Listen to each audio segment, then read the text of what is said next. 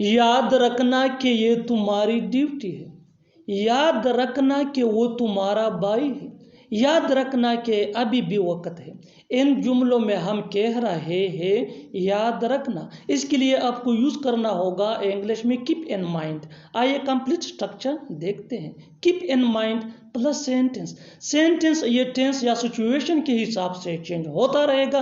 Keep in mind ये वही का वही रहेगा, विच मीन याद रखना। अच्छी तरह समझने के लिए कुछ मिसालें देखते हैं।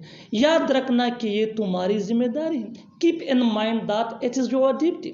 Keep in mind that it is your duty. याद रखना कि वो तुम्हारा भाई है। याद रखना कि वो तुम्हारा भाई है। Keep in mind that he is your brother. Keep in mind that he is your brother. याद रखना कि अभी भी वक्त है। Keep in mind that there is still time.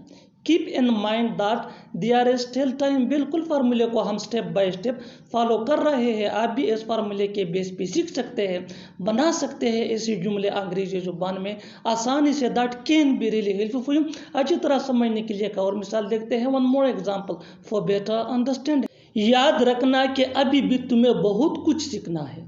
याद रखना कि अभी भी तुम्हें बहुत कुछ सीखना है।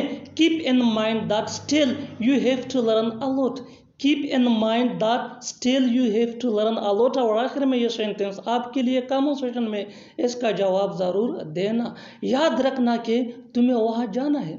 याद रखना कि तुम्हें वहाँ जाना है। Subscribe to English PS for more advance English sentence structure. Thanks man.